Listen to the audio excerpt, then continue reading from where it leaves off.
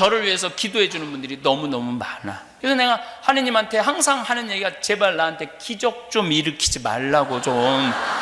나 지금도 충분하다고. 그런데 매일매일 기적 같은 일을 해줘요. 이게 다 누구 덕분이냐면 교우들 기도 덕분이에요. 그래서 혹시 여러분들도 기도 중에 제 생각이 나거든 묵주기도 5단만 이렇게 정립을 해주세요. 오늘 아침에 목욕 킹 사우나 가기 전에 밥을 먹으러 갔는데 형제 자매 두 분이 내 밥값을 다 내주고 가셨어요. 근데 앞에 할머니 한 분이 계신데 92살이래. 너무 곱게 생기셨더라고. 세례명이 안나래. 그래서 내가 오늘은 안나 할머니 위해서 묵주기도 5단 바치겠다고. 저도 요즘 무슨 기쁨이 있느냐면은 남을 위해서 기도해 주는 게 참 기분 좋더라고요. 남을 위해서 기도해 주면 내가 기분이 좋아. 미사 때도 하여튼 20명, 30명, 50명까지 막 기억해요. 내가 이제까지 만나서 돌아가신 분들 다 기억하고 또 내 주위에서 나를 도와주는 분들 그냥 생각할 수 있는 데까지 다 그걸 인텐시오라고 그러거든요. 인텐시오. 지향을 두면 하느님이 기억해 주신다는 거예요. 그러니까 여러분들도 기도할 때 큰 대책 없이 하지 말고 여러분들 어려운 사람들, 힘든 사람들, 고통 속에 있는 사람들, 그런 사람들, 또 이제까지 살아오면서 먼저 세상 떠난 사람들, 그런 사람을 지향을 두고 한번 기도해 보세요. 기도가 엄청나게 풍요로워져요.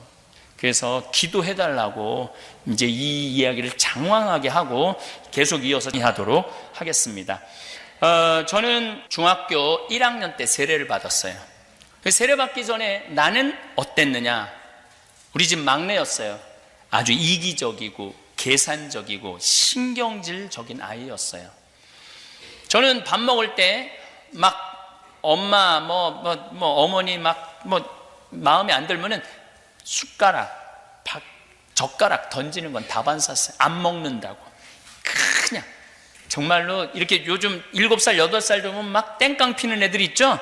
딱 걔가 나였어요. 난 너무 신경이라면 밥그릇도 막 던졌어요. 안 먹는다고. 그럼 우리 어머니가 그 밥알을 다 모아, 방바닥에 흩어진 밥알을 다 모아갖고 밥상에다 딱 넣어놓고 난 다음에 나한테 와서 그래서 어렸을 때 어머니가 그 빗자루로 거꾸로 들고 이렇게 아픈 기억이 아직도 있어요. 생각해보면 그 아픈 게. 근데 딱 중학교 1학년 때 세례를 받는 순간 내 인생에 어마어마한 거울이 나타난 거예요. 예수 그리스도라는 거울이 나타난 거예요. 예수님이라는 거울에 비춰서 나 자신을 보니까 너무나 형편없는 인간이야. 이기적이고 계산적이고 신경질적인 거야. 남을 배려할 줄도 모르고 희생할 줄도 모르고 사랑할 줄도 모르는 인간이더라고요. 그러니까 내 거울에 비춰진 내 모습이 흉한 모습이 보여지니까 고쳐지기 시작하더라고요. 조금씩 변화가 오더라고요. 신학교 들어가고 그때도 잘난 척을 참 많이 했죠. 근데 신학교 딱 들어갔는데 나보다 잘난 인간들이 너무 많은 거야. 서울 법대, 서울 공대, 경기도 전체 수석, 아예 그냥 서울 사대. 근데 공부 잘하는 애들은 별로 안 부러웠어요. 어떤 애들이 부러웠느냐면 어렸을 때부터 태어나면서부터 엄마가 뱃속에서 하느님한테 봉헌한 애들. 그래서 신앙교육을 아주 철저하게 받은 애들. 걔네들은 신학교에서 묵주기도를 해도 벌써 질이 달라. 나하고 하는 묵주기도하고 질이 달라.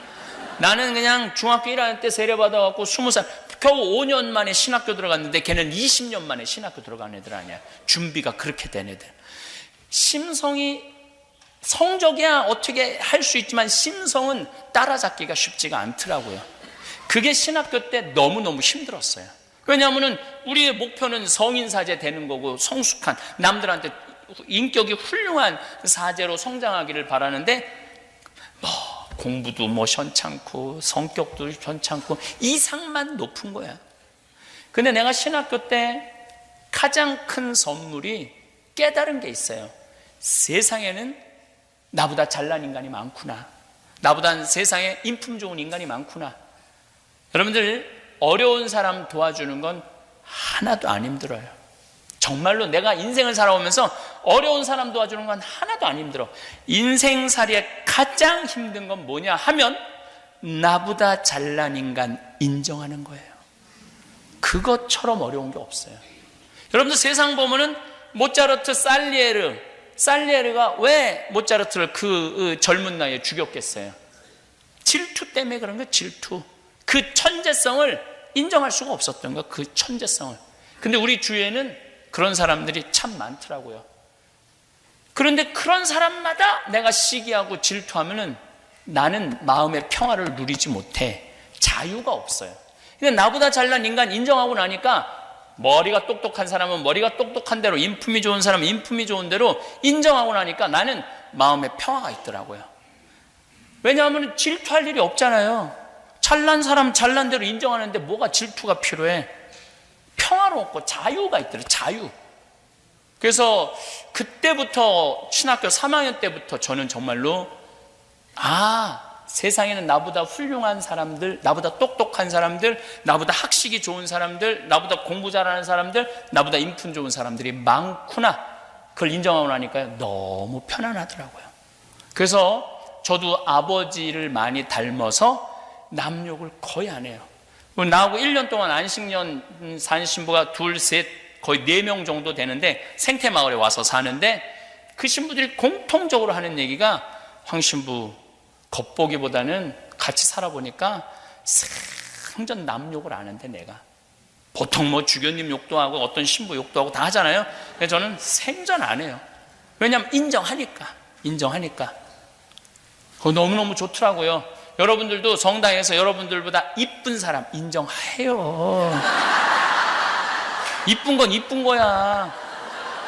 그리고 여기서 성공한 사람 성공한 거예요. 그 사람이 성공하기까지 노력한 거를 인정할 줄 알면은 마음이 정말로 편안해요. 제가 신학교에 있을 때 정말로 인품이 좋은, 아주 어렸을 때부터, 또 나는 어렸을 때부터 줄반장도 한번 해본 적 없는데 보니까 다 반장해봤어. 뭐 시골에서 어쨌든 했든 다 반장해봤어. 아주 심성이 좋은 친구 신학생이 있었는데 뭐 신부 때 보자 때도 나오고 내가 1보자 그 신부가 2보자. 근데 그때 그 성당 생긴 이래 가장 신자가 16,000명이었어요. 그 성당은 신자가 16,000명인데 무슨 교육을 받으면은 기본으로 1,500명이 왔어요. 1,500명이. 그러니까 그 전에는 헌금이 17억인가 했는데 우리 셋이 본당 신부님이랑 그 신부하고 나하고 이렇게 했을 때 27억이 들어왔어요. 그러니까 1년 만에 10억이 더 들어온 거야. 성당이 거의 기적 같은 일이 벌어졌던 거예요. 둘이 그렇게 잘 맞았어요. 그 신부가.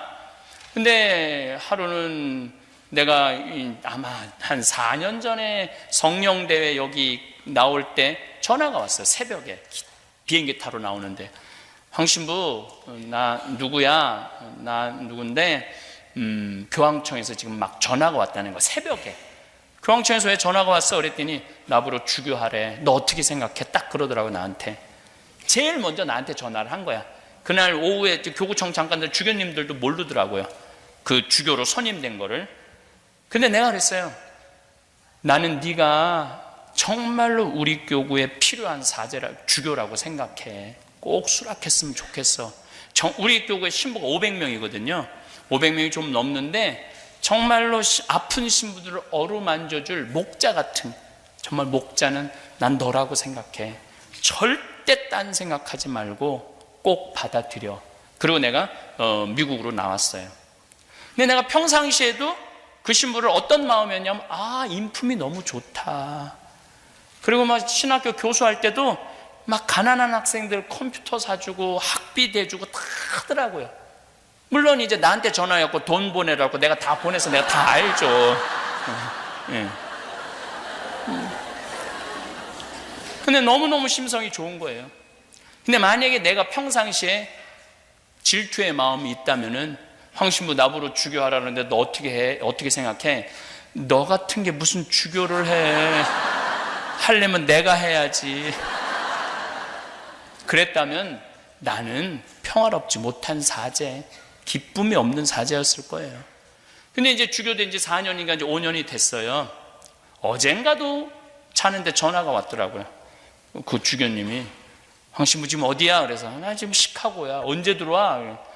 뭐 9월 달에 들어가. 왜 이렇게 오래 돌아다녀. 빨리 한국에 들어오지. 왜 전화했어? 그랬더니 어디 있는지 체크해 보려고 전화했지. 제가 1년에 한 번 교구청 무슨 서품식이나 성유 축성 미사에 가면은 주교님 복장을 입고 나오면은 기분이 너무 좋아요.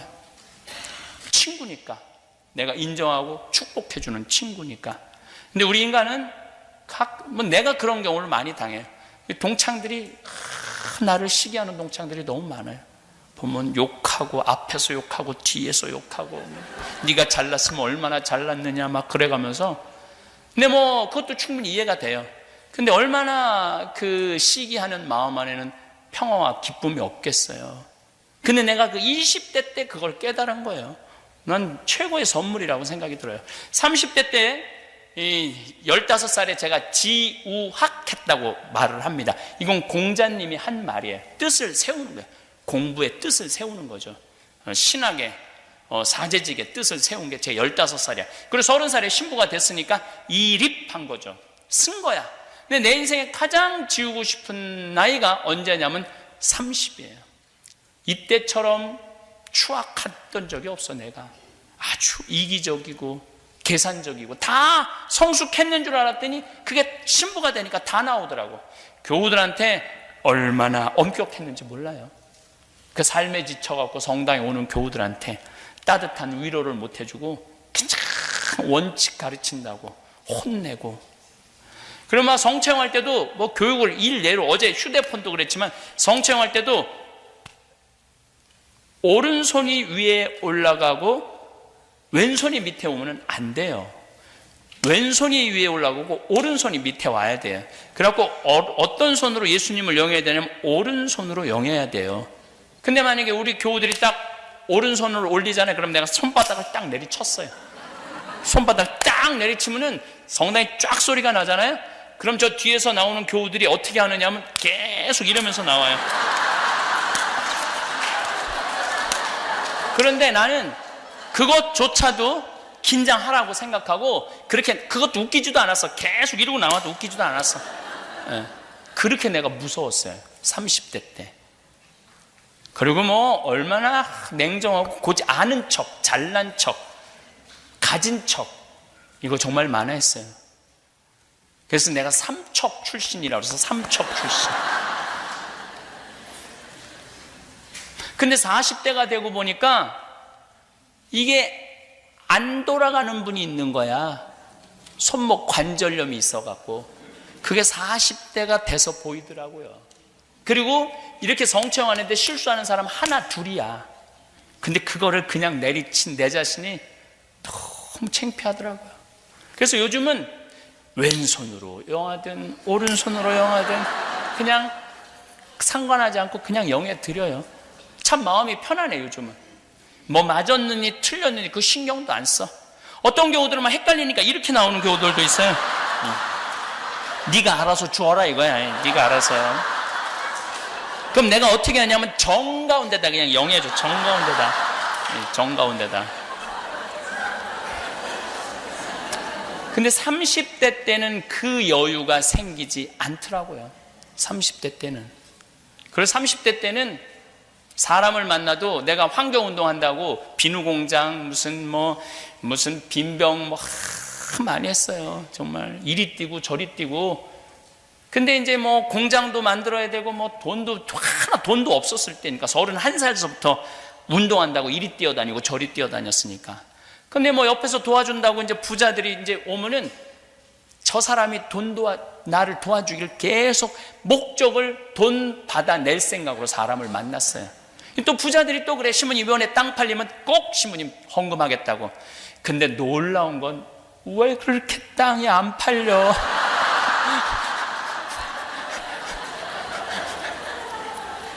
한 번도 성공을 했던 적이 없어요. 땅 팔아갖고 봉헌하겠다는 사람을 한 번도 성공한 적이 없어요. 30대 때. 제가 3,000원, 5,000원 내는 분들이 소중한지 40대 가서 알았어요. 40대 가서. 교회는 큰 부자가 큰 돈을 내서 이루어지는 게 아니고 30, 3,000원, 5,000원, 10,000원 봉헌하는 분들 때문에 성당은 유지되는 거구나.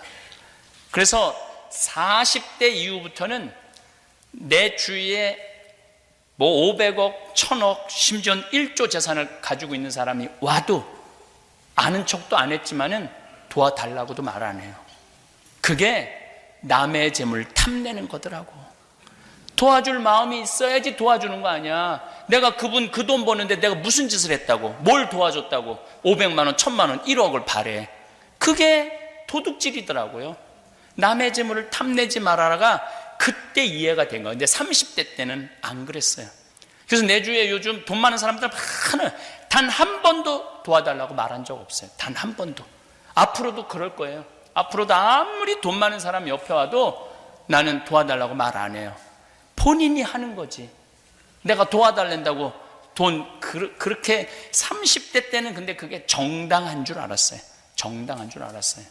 예수님이 40대 돼서 너희는 거저받았으니 거저 주어라. 내가 도움을 받는 사람이 아니라 내가 도와주는 사람이 돼야 되겠다라는 생각을 40대 때 했어요. 일이 쓰기는 했지만 성숙하지 못했던 거죠. 제가 이제 40이 돼서 부록의 나이가 돼서 부록의 나이가 되면서 제 인생은 극적인 변화를 갖고 와요. 우선 욕심이 없어져요. 뭐 일을 많이 하고 싶은 욕심, 뭐 출세하고 싶은 욕심, 유명해지고 싶은 욕심, 이런 욕심이 정말로 많이 없어졌어요. 그러니까 편안한 거예요. 뭐든지. 그리고 제가 우리 생태마을이 청국장 하면서 세금을 내는데 우리는 한 푼도 안 떼고 다 내요. 작년에 낸 세금이 2억이야. 올해 3억을 내요. 3억. 근데 우리 직원이 그러는 거, 신부님 현찰로 파는 거는 세무서에서 추징 못 한다는데 신부님이 현찰은 신고하지 않으면 1억은 줄일 수 있는데 신부님 어떻게 할까요? 사람 머릿속에는 IQ가 있다, 지능지수, EQ가 있다, 감성지수, 또 하나가 있는데 JQ가 있다. 그게 뭐냐? 잔대가리 지수다. 잔대가리 지수. 내가 이 나이 먹어갖고 지금 잔대가리 굴릴 나이는 지났다. 그대로 다 신고하자 우리. 그래서 우리는 단 한 푼도 빼지 않고 다 신고해요. 단 한 푼도 신고하지 않고. 그냥 너무 편안한 거예요. 그리고 이제 이렇게 방송을 보면은 대기업의 총수들이 그 좋은 차 타고 다니고 막 뭐 나가면 막 직원들이 막 인사하고 막 그런 총수들이 세금 안 내려고 막 이리 빼고 저리 빼갖고 걸려갖고 참 그렇게 당당하던 마스크 쓰고 막 휠체어 타고 심지어 침대에 누워서 들어가는 거 보면서 내가 이렇게 누워서 텔레비 보면서 딱 한마디예요. 내고 살지. 그렇게 돈도 많은데 국가를 위해서 내고 살지, 나라를 위해서. 저는 내가 세금 3억 내는 것에 대해서 굉장히 자랑스럽게 생각해요. 왜냐하면 내가 3억을 내면 그 돈 갖고 할머니들 용돈도 더 많이 주고 어려운 사람 도와줄 거 아니야. 그런 마음으로 살아가니까 너무 좋은 거예요. 한번 2년 전에 LA에 이제 순회 강연을 한 적이 있어요. 근데 저 책 CD 파는 거를 내가 얘기를 했거든요. 어려운 아프리카의 잠비아 애들 돕겠다고. 근데 한 16만 달러를 판매를 했어요. 16만 달러를. 그래갖고 이제 계속 달러를 내 통장으로 들여왔죠. 근데 세무서에서 연락이 왔어요. 이렇게 달러가 많이 들어왔는데 왜 외환 신고를 하지 않았느냐고. 외환관리법에 걸렸다는 거예요. 이게 정말 창피당하거든요. 풀어는 주지만은 검사 앞에 가갖고 반성문 쓰고 막 이래야 되거든요. 그래서 내가 세무서한테 얘기했어요. 나 그거 미국에 가갖고 아프리카 잠비아 사람들 돕는다고 내 책 CD 팔아갖고 온 거다. 부당한 거 아니다. 그러면은 증명을 해보라는 거예요. 잠비아에 보낸 영수증을 갖고 오라는 거예요. 근데 내가 영수증을 다 모아보니까 16만 5천 달러를 보냈더라고. 그래서 16만 5천 달러를 신고를 딱 하고 나니까 세무서에서 이런 거 처음 봤대.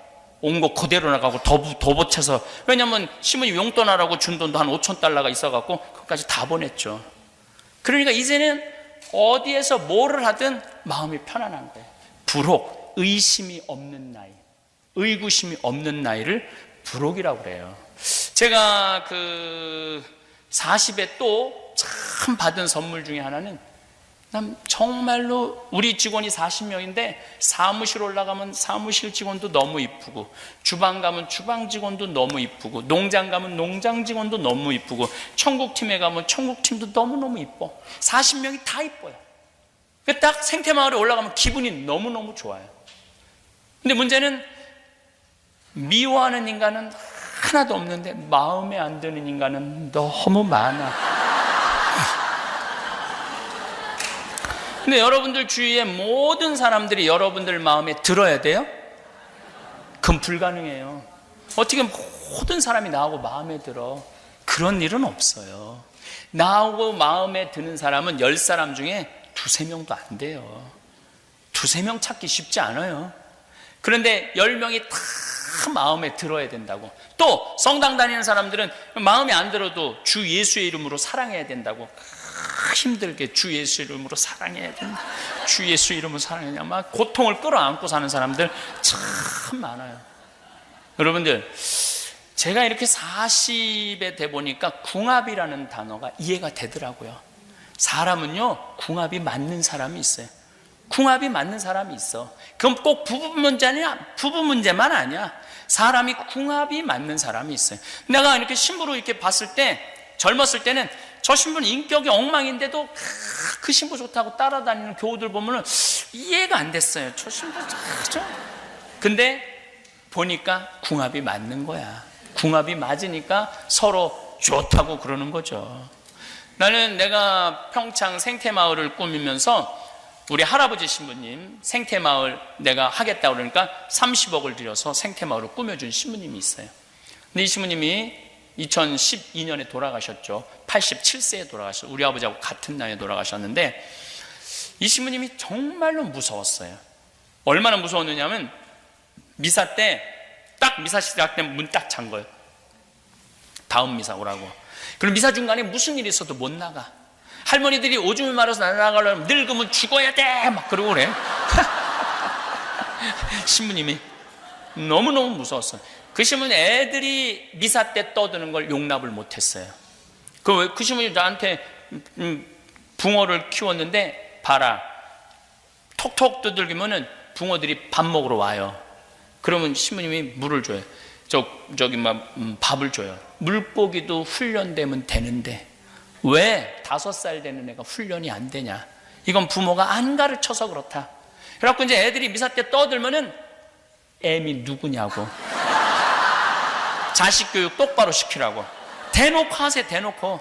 한 번은 5살 된 애가 신부님 막 이제 성창 감사송 하는데 다 걸어 들어오는 거예요. 그럼 신부님 어떻게 그냥 가만히 있어 이러고. 그럼 온 교우들이 완전히 사색이 되는 거예요. 이제 또 신부님이 불호령이 떨어. 그래서 이 신부님 별명이 호랭이 신부님. 불호령이 떨어지겠구나. 제대 거의 중간까지 왔는데 신부님이 딱 멈추더니 애미 누구냐고 나오라고. 근데 그 뒤에 유아실이 있었는데 그 엄마가 끝까지 나오지 않았어요. 그래서 결국은 미사 봉사자가 데리고 나갔어요. 그래서 그 엄마는 1년 동안 엄마이기를 포기한 엄마로 아주 유명한 엄마가 됐죠. 그렇게 무서워서 신부님이. 근데 나는 그 신부님 보좌 신부라는데 너무 편안하더라고요. 신부님과 같이 있으면 시간 가는지 모르고 너무너무 좋아. 또 내가 또 방법을 많이 신부님이 5분 이상 화를 못 내세요. 그래갖고 이제 보좌 신부방이 5층이고 신부님 식당은 1층이고 신부님방 1층인데 5층에서 내려오다 보면 소리 지르는 소리가 들려요. 벌써 누군가 걸려가 혼나는 거지. 그럼 나는 이렇게 내려오다가 3층에 이렇게 새는 데가 있어요. 그러면 이렇게 새갖고 눈에 띄면 나까지 싸잡아서 너는 뭔데 이러니까.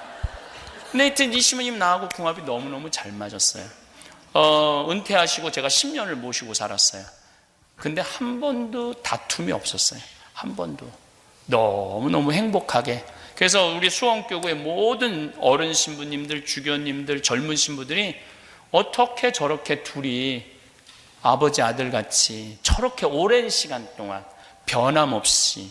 근데 신부님이 이제 2012년 2월 2일 날 입원하셨고 5월 17일 날 돌아가셨는데 입원하셔갖고 목에 구멍을 뚫으셨어요. 그래서 내가 목에 구멍 뚫지 말라는 거예요.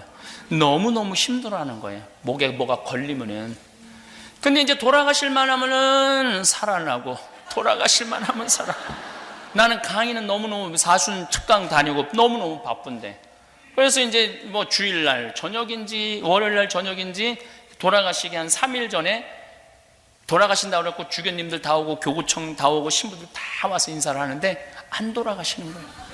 밤 12시가 됐는데. 근데 다 간다면서 나보러 한다는 소리가 네가 지켜, 난 내일 강의 있는데. 자기네들은 10분 정도만 되면 집에 가는데 난 3시간 운전하고 평창 들어가야 되는데 새벽 3시까지 기다리는데도 안 돌아가시더라고요. 그래서 내 신부님, 내가 오늘 강의가 있어서 갔다 올 테니까 그 전에 돌아가시면 안 된다고. 그래갖고 이틀을 이제 강의를 하는데 너무너무 느낌이 이상한 거예요. 그래서 오늘은 안 되겠다. 그래서 보좌 신부한테 네가 다 해라 프로그램. 그리고 이제 수원으로 왔죠. 와갖고 이틀 동안 혼수 상태에 계셨는데 제가 지인들도 다 오라고 그랬어요. 벌써 다 20명 정도 와 있더라고요. 신부님 귀에다 대고 이렇게 얘기했어요. 신부님, 이제 가셔라. 이제 가셔야지 신부님도 편안하고 나도 편안하고 옆에 있는 사람들도 편안하고 그러지 않느냐. 그렇게 이제 혼수 상태에 계신 신부님 귀에 그렇게 속삭였는데 신부님 눈을 딱 뜨는 거예요. 눈을 딱 뜬 거야. 얼마나 놀랬는지. 그 교우들이 그러는 거야. 저거 보라고. 저 수많은 신부들이 와서 신부님 눈 한번 뜨라고 그래도 눈 안 뜨더니 저 사랑하는 신부가 오니까 눈 뜨는 거 보라고. 그래서 내가 신부님한테 말씀드렸어요. 신부님 평생 저 바람막이 대주시고 제 아버지같이 이렇게 돌봐주셔서 너무너무 감사하다고. 이제 하느님 품으로 가실 때 됐다고. 이제 여기 다 눈 마주치고 다 바라고. 평생 신부님 따라다니던 지인들 아니냐고 다 눈을 마주치시더라고. 내가 손을 꼭 잡고 신부님 이제 편안하게 가시라고. 근데 딱 눈을 감으시는 거예요. 그러니까 마지막까지 내 품에서 돌아가신 거예요. 궁합이 기가 막히게 맞은 사이죠. 그렇게 궁합 맞기가 쉽지가 않거든요. 그러니까 인생에 많은 사람들이 그렇게 궁합에 맞는 게 아니에요. 그러니까 여러분들 굳이 궁합 안 맞는 사람 주 예수의 이름으로 사랑한다고 들이대지 마세요. 안 맞으면 안 맞는 거야. 주 예수님 이름까지 들먹일 필요 없어. 그냥 간단한 인사만 하고 정말 마음에 드는 사람, 정말 나하고 맞는 사람하고 사랑 쌓기도 바쁜 세상에 굳이 안 맞는 사람 그냥 갈등 일으켜가면서 그냥 마음의 상처 줘가면서 받아가면서 그러실 필요가 없어요. 제가 이제 나이가 이제 50이 됐어요. 이제 지천명의 나이야. 하늘의 뜻을 아는 나이에요. 요즘 제가 이제 다음 시간에 아주 드라마틱한 화면을 보여드리면서 말씀을 드리겠지만은 하느님께서 나를 왜 사제로 부르셨고 왜 아프리카로 보내셨고 그걸 알 것 같더라고요. 그리고 요즘은 내가 막 일을 추진하다가도 일이 안 되잖아요. 그럼 내가 딱 이렇게 말해요. 당신이 원하는 게 아닌가 보네. 그러나 딱 덮어요. 아니 구원도 하느님이 더 급하지 내가 급해? 여러분들 주위에 혹시 성당 안 나가는 사람 걱정하지 마세요. 하느님이 더 급하겠지 여러분들이 더 급하겠어요? 하느님이 알아서 하시겠지. 제가 성서 강의하면서 많은 의문점이 있어요. 우리 가톨릭이 지금 13억이고 물론 그리스도교 통틀어서는 25억이지만은 그리고 인터넷에 또 이런 내가 신앙생활을 해보니까 공부를 해본 과학을 공부해 보니까 하느님이 없는 것 같고 어쩌고저쩌고 막 그래. 지금 이런 사람 어떻게 해? 나도 몰라. 자기 인생 자기가 알아서 하는 거지 내가 그 인생까지 걱정해야 돼? 그리고 하느님이 알아서 하시겠지. 나중에 알아서 계산하시겠지. 마음이 참 편안해졌어요. 한 번은 내가 간호대학 짓는다고 나는 2억을 내놓을 테니까 1,000만 원씩 30명만 나한테 좀 보내달라고 내가 한국에서 평화방송에 강의를 했어요. 2월 달에 강의했는데 4월 마지막 주에 우리 국장한테 물어봤어요. 돈 얼마 들어왔냐? 근데 2억 8천이 들어왔다는 거예요. 2억 8천. 그냥 난 모금을 안 다녀요. 나는 하느님이 필요하면 보내주겠지. 안 보내면 나도 안 할 건데 급한 건 하느님이지 내가 급한 게 아니거든. 그 2억 8천이 2달 만에 2억 8천 들으면 대단한 일이잖아요. 근데 나는 기도를 어떻게 했느냐면은, 하느님, 왜 2천만 원이 비냐고. 아니, 내가 2억 내놨으면 당신 3억 내놔야 될 거 아니냐고. 왜 2천만 원이 비느냐고. 오후 3시에 그렇게 기도하고 4시 강의에 교우들한테 얘기를 했어요. 나 오늘 이렇게 기도했다. 근데 저녁 8시에 할머니 한 분이 전화를 했어. 그것도 개신교 다니는 할머니가. 개신교 다니는 할머니가 전화를 했는데, 신부님, 기도 중에 하나님께서 황창현 신부님 돈 필요하다고 2천만 원 보내라고 그래서 보냈다는 거예요. 이게 웃을 일이 아니라 무서운 일이에요. 얼마나 내가 무서웠는지 몰라요.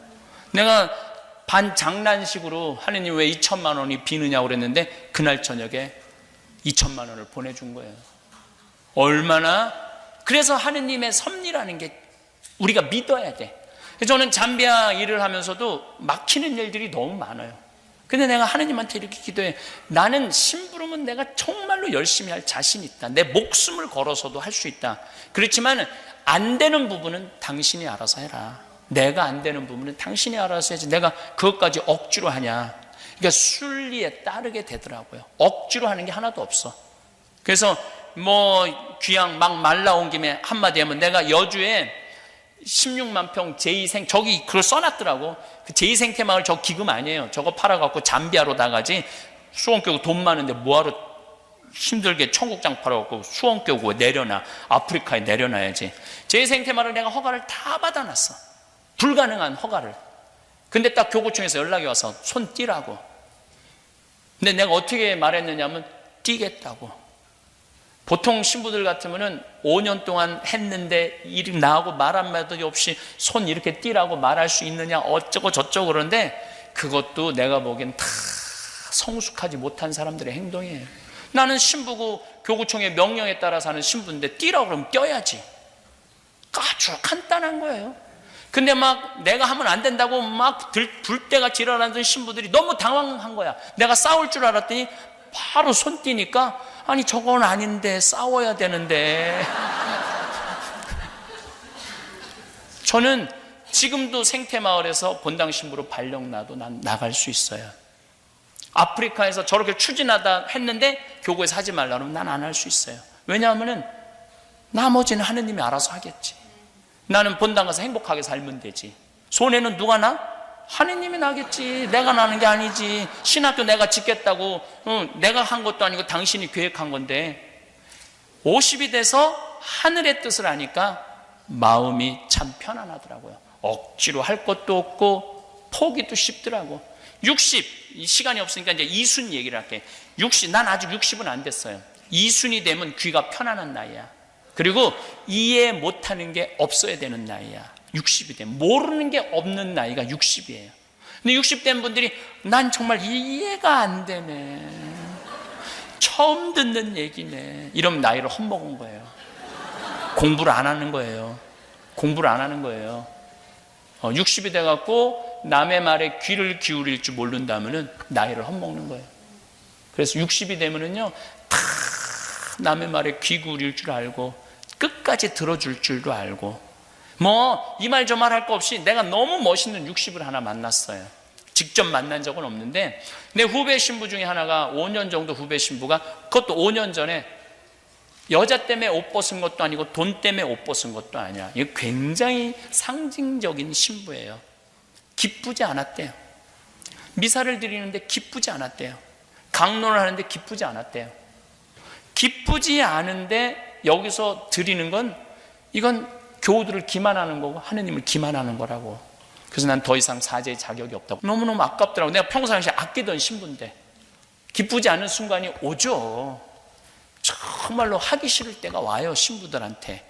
근데 그 신부는 그 시기를 못 넘긴 거죠. 옷을 벗고 나갔어. 나는 잊었죠. 뭐 참 아깝다 이렇게만 생각을 하고. 근데 그 본당, 젊었을 때 본당 신부한 성모회장이 그 신부를 굉장히 사랑했나 봐. 근데 딸이 하나 있었는데 37, 8, 그 신부 45. 그 딸한테 그랬대요. 너 시집도 안 갈 거면은 그 신부님이 혼자 사는데 힘들 거다. 세상살이 혼자 밥하고 빨래하고 힘들다. 너 시집 안 갈 거면 그 신부님한테 시집 가라. 그래서 어려운 신부님 하나 정말 의지가지 좀 도와드려라. 어떻게 생각하냐? 뭐 나 그 신부님하고 결혼하는 거 그렇게 나쁘진 않아. 뭐 엄마가 허락한다면, 아빠가 허락한다면. 남편을 또 설득을 한 거야. 남편을 설득해갖고, 여보 당신 그 본당 신부님 있을 때 저런 사이 하나 봤으면 좋겠다고 안 그랬어? 저 사이 지금 이제 혼자 됐는데 저 사이 이제 보자고 남편을 설득시킨 거예요. 그래갖고 그 다음에 신부님한테 찾아가서, 신부님 내 딸 얼굴도 예쁘고 돈도 벌고 괜찮다. 그러니까 신부님 혼자 외롭게 살지 말고 내 딸이랑 결혼해라. 설득을 해갖고 결혼을 시킨 거야.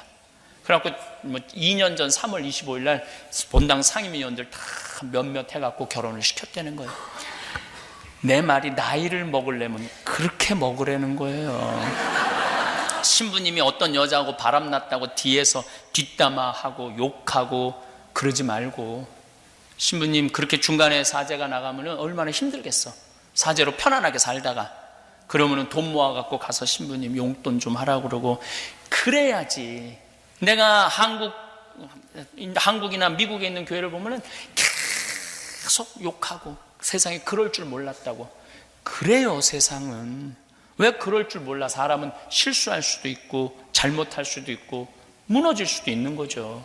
근데 그 사제가 새로운 삶으로, 행복한 삶으로 살 수 있도록 걱정해주고 기도해줘야 되는데 우리는 은근히 즐겨요. 은근히. 그래서는 안 된다는 거예요. 나이를 먹으려면은 그 성모회장 같이 자기 딸을 내줄 수 있는 정도로 나이를 먹어야 된다는 거야. 나이를 먹으려면. 그런 넉넉함. 70이 되면 불유구의 나이라고 그래요. 종심소욕 불유구라고 그래요. 무슨 냐면 내가 마음 먹은 대로 하는 행동이 법에 어긋남이 없어야 돼. 이거 천주교식으로 말하면 70 넘은 할머니들 하는 행동이 곧 하느님이 하는 행동하고 똑같아야 돼. 근데 이상하게 나이를 먹으면요 더 이기적이 되고 자기만 알고 고집만 늘어나는 경우가 참 많아요. 여기는 안 그러겠지만 한국에 보면은 막 잔치집에 가면 막 70 넘은 할머니들 보면은 막 부친 게 맛있다고 꼬쟁이에 싸갖고 막 하나라도 더 가져가려고 그러고. 이때부터는 이런 말을 할 수 있는, 늙으려면 곱게 늙어라. 곱게 늙어야 돼. 내가 알고 있는 할머니 한 분은 대그룹 회장님, 부회장님 할머니예요. 그 할아버지는 돌아가셨죠. 이 할머니는 돈을 겨울에 5만 원을 손에 딱 말고 성당을 나간대요. 그래갖고 그 폐지 줍는 할머니들을 만나면은 손을 콕 잡고 이 추운데 이거 갖고 목욕하고 설렁탕 먹으라고, 그리고 5만 원 꼭 줘준대요. 성당에서도 이렇게 그 성당 굉장히 서울의 큰 성당인데 밤새 경비 쓰는 아저씨들 있잖아요. 그러면은 꼭 5만 원을 말아서 이거 오늘 퇴근하는 길에 아침에 추운데, 아주 추운 날은 그렇게 한대. 그리고 성당에 뭐 연령애들 가면 돈 100만 원 봉투 그동안 많은 분들 기도해서. 그러니까 쓸 줄 아는 거지. 아무리 부자라도 쓸 줄 모르면 그거하고 나하고는 아무 상관없어. 그 내가 40대 때 깨달은 거라고 그런 거예요. 아무리 부자고 폰만 쓰면 옆에서 가슴만 아파요. 그런 여자가 아니라 그런 부자 옆에 있으면 상처만 입는 거야, 상처. 그러니까 늙으려면은 좀 아름답게 늙어가야 되는 거 아닌가, 이런 생각을 합니다. 어쨌든 이번에는 10분만 쉬었다가 이어서 하도록 하겠습니다. 감사합니다. 여기 얘기를 들어보니까 어떤 분이 집을 한 채 기증 도네이션을 하셔서 장학재단을, 교육재단을 만들었다고 그러더라고요. 제가 전 미국에 다녀봤는데 교육재단을 만든 성당은 여기가 처음인 것 같아요. 한 분의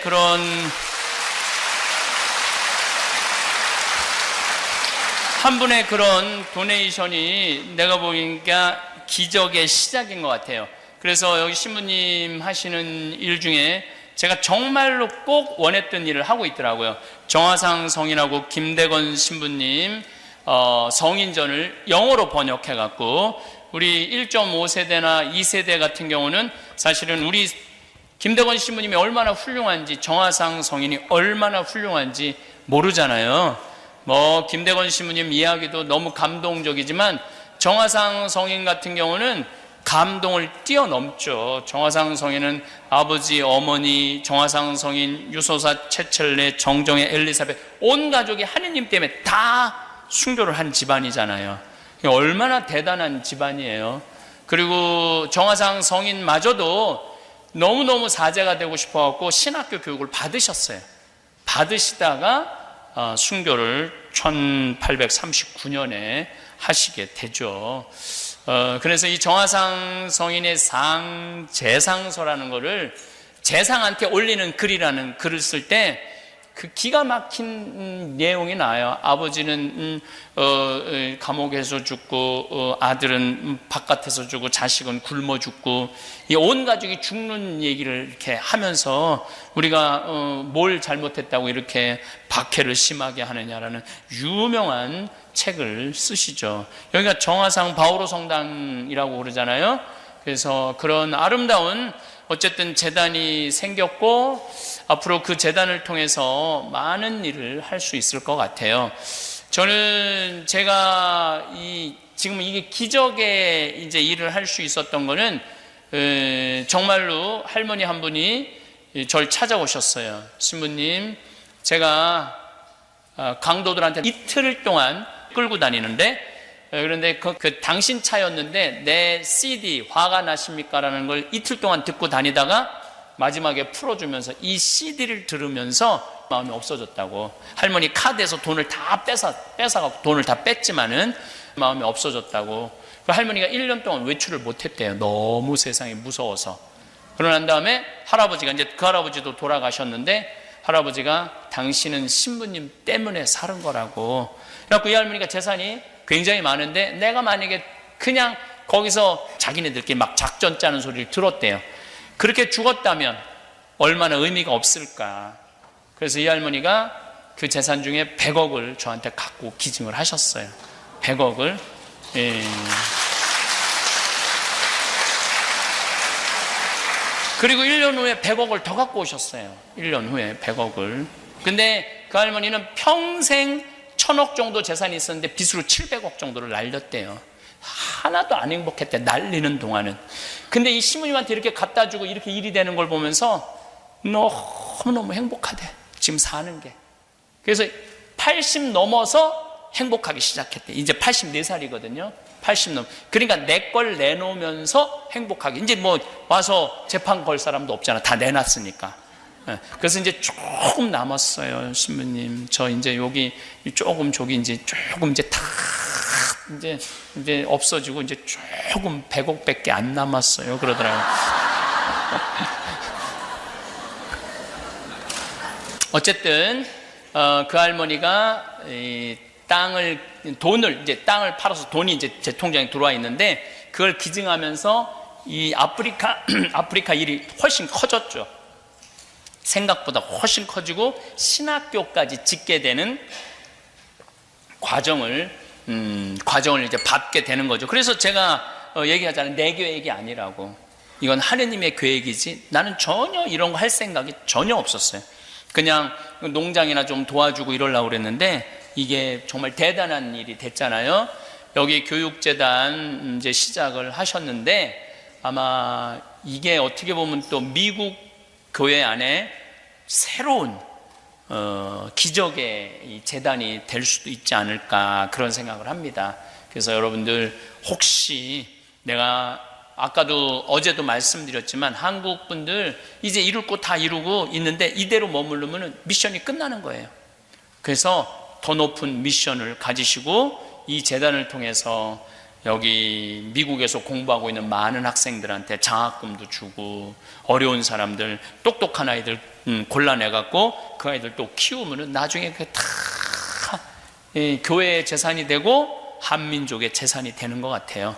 그래서 십시일반이라고 조금씩 여유 있을 때 이렇게 재단에 이렇게 기부하는 모습도 아름답지 않을까 그런 생각을 합니다. 살다 보면 마음이 무거워지는 때가 있습니다. 딱히 큰일이 있었던 것도 아닌데 괜히 스스로가 작게 느껴지고 무언가 뒤처진 것 같은 기분이 드는 그런 날들입니다. 그 감정의 뿌리를 가만히 들여다보면 대부분은 누군가와 자신을 견주어 보았던 순간에서 시작됩니다. 우리는 살아가면서 늘 누군가와 비교하게 됩니다. 더 잘된 것처럼 보이는 사람, 더 많은 것을 가진 것처럼 보이는 사람, 더 많은 사랑을 받는 것처럼 보이는 사람을 보면서 마음 한구석이 불편해집니다. 처음에는 그게 나를 더 나아지게 만드는 힘이 될 거라 믿었습니다. 저 사람만큼 해보겠다는 마음, 저 사람보다 더 잘해보겠다는 다짐이 원동력이 될 거라 생각했습니다. 하지만 시간이 지나면 알게 됩니다. 비교는 나를 앞으로 나아가게 하기보다 조용히 내 안을 갉아먹는 경우가 훨씬 많다는 것을요. 비교라는 것은 참 묘한 속성이 있습니다. 내가 더 나은 상황일 때는 잠깐의 우쭐함을 주지만 그것도 금세 사라집니다. 반대로 내가 못 미치는 것 같을 때는 그 감정이 훨씬 오래, 훨씬 깊이 남습니다. 그래서 비교를 반복하다 보면 마음은 점점 좁아지고 스스로에 대한 신뢰는 조금씩 허물어집니다. 정작 나 자신이 얼마나 괜찮은 사람인지를 잊어버리게 됩니다. 타인의 좋은 점을 인정하는 것은 나를 낮추는 일이 아닙니다. 오히려 그것을 기꺼이 인정할 수 있을 때 마음이 한결 가벼워진다는 것을 느끼게 됩니다. 저 사람이 잘 됐다고 해서 내가 못난 것이 아니고 저 사람이 많이 가졌다고 해서 내 삶이 부족한 것이 아닙니다. 삶은 경쟁이 아니라 각자의 길을 걷는 것입니다. 누군가를 이겨야만 행복해지는 것이 아니라 비교에서 벗어날 때 비로소 마음이 자유로워진다는 것을 압니다.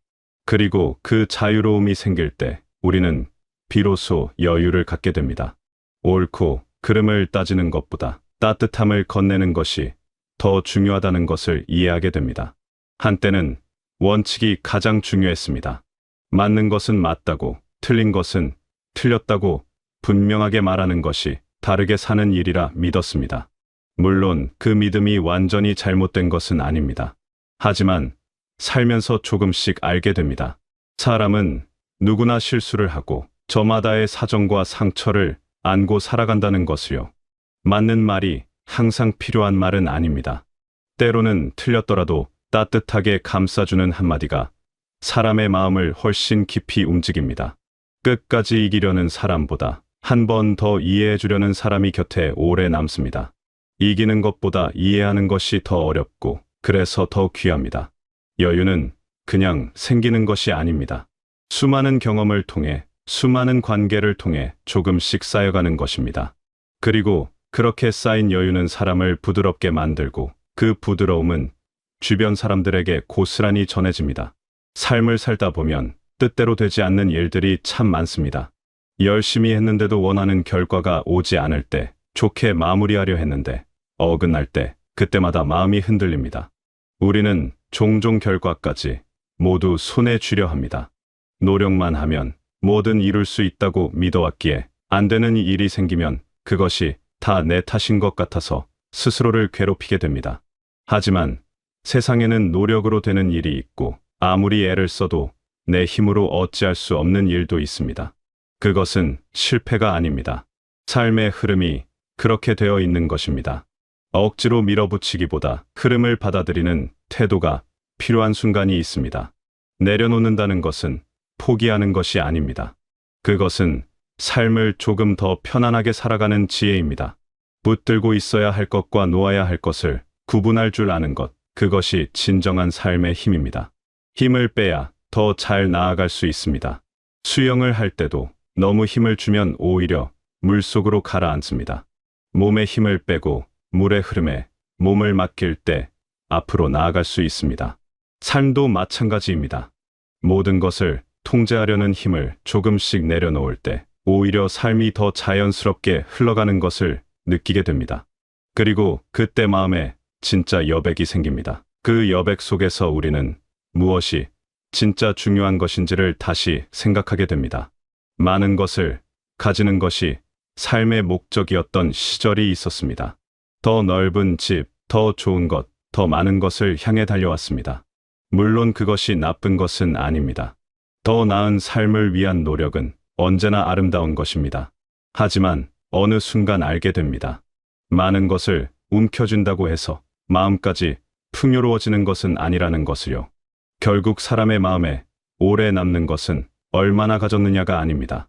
어떤 마음으로 살았느냐가 남습니다.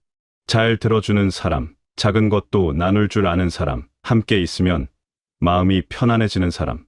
그런 사람이 오래 기억됩니다. 화려한 것들은 시간이 지나면 빛이 바래지만 따뜻했던 기억은 오래도록 남습니다.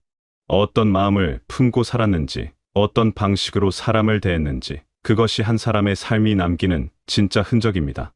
그리고 그 마음이 흔들리지 않으려면 스스로에게 부끄럽지 않은 삶이 필요합니다. 작은 이익을 위해 마음에 걸리는 선택을 하면 그 순간은 편할 수 있습니다. 하지만 그 뒤에는 반드시 무언가 남습니다. 작은 불안, 작은 변명, 작은 찜찜함. 그것들이 쌓이면 마음이 점점 흔들리게 됩니다. 반대로 손해를 보더라도 스스로 떳떳하게 살아온 사람은 마음이 단단합니다. 남들에게 보여주기 위한 것이 아니라 자기 자신이 편안하기 위한 삶의 방식, 그것이 정직함의 진짜 이유입니다. 정직하게 산다는 것은 완벽하게 산다는 것이 아닙니다. 실수도 하고 잘못된 선택도 합니다. 하지만 그것을 솔직하게 인정하고 더 나은 쪽으로 나아가려는 마음이 있을 때 사람은 스스로를 신뢰할 수 있게 됩니다. 자기 자신을 신뢰하는 사람은 흔들리지 않습니다. 남의 시선에 흔들리지 않고 비교에 흔들리지 않으며 결과에도 크게 흔들리지 않습니다. 그 단단함이 삶을 오래 지탱해 줍니다. 그렇게 살다 보면 사람은 점점 부드러워집니다. 나이가 든다는 것은 단순히 시간이 흐르는 것이 아닙니다. 마음의 모서리가 조금씩 둥그러지는 과정입니다. 예전에는 참지 못했던 일을 이제는 웃으며 넘기게 되고, 한때 이해하지 못했던 사람을 이제는 그럴 수도 있겠구나 하고 받아들이게 됩니다. 그 변화는 약해지는 것이 아닙니다. 오히려 더 깊어지는 것입니다. 날카롭게 모든 것을 판단하고 빠르게 반응하고 이기려고 애쓰던 시절이 있었습니다. 그것이 살아남는 방법이었고 앞으로 나아가는 방법이었습니다. 하지만 그 방식이 언제까지나 통하는 것은 아닙니다. 삶은 결국 부드러워지는 방향으로 흘러가야 합니다. 모서리가 닳아 둥그러진 돌멩이처럼, 오랜 시간 물결에 씻긴 조약돌처럼 사람도 그렇게 점점 부드럽고 따뜻해져 가는 것이 자연스러운 모습입니다. 잘 살아낸 사람의 얼굴에는 날카로움보다 편안함이 남습니다. 많은 것을 경험했고 많은 것을 겪어냈고 그 과정에서 마음이 깊어진 사람의 얼굴에는 무언가 말하지 않아도 느껴지는 온기가 있습니다. 그 온기는 거창한 것에서 오지 않습니다. 비교에서 벗어나 스스로를 있는 그대로 받아들이고 여유를 갖고 타인을 이해하며 모든 것을 붙잡으려 하지 않고 흘려보낼 줄 알며 마음으로 살아온 사람에게서 자연스럽게 흘러나오는 것입니다. 삶이란 결국 그런 것인지도 모릅니다. 무언가를 더 많이 가지는 것이 아니라 마음이 점점 더 자유롭고 따뜻해지는 방향으로 나아가는 것. 비교에서 벗어나고 여유를 갖고 내려놓을 줄 알고 따뜻하게 살아가고 스스로에게 떳떳하고 조금씩 부드러워지는 것. 그것들이 모여 한 사람의 삶이 됩니다. 그리고 그 삶은 화려하지 않더라도 조용하고 깊은 빛을 냅니다. 지금 이 글을 읽고 계신 여러분, 살아오면서 참 많은 것을 견뎌내셨을 것입니다. 때로는 비교 속에서 마음이 작아지기도 하고 원하는 대로 되지 않아 지치기도 하셨을 것입니다. 그 모든 시간이 헛된 것이 아닙니다. 그 시간들이 쌓여 지금의 여러분을 만들었습니다. 앞으로의 날들은 조금 더 가볍게, 조금 더 따뜻하게, 조금 더 나 자신을 위해 살아가시길 바랍니다. 비교하지 않아도 충분히 괜찮은 사람, 이기지 않아도 충분히 값진 삶, 많이 갖지 않아도 충분히 풍요로운 마음으로 살아가시는 여러분이 되시길 바라겠습니다.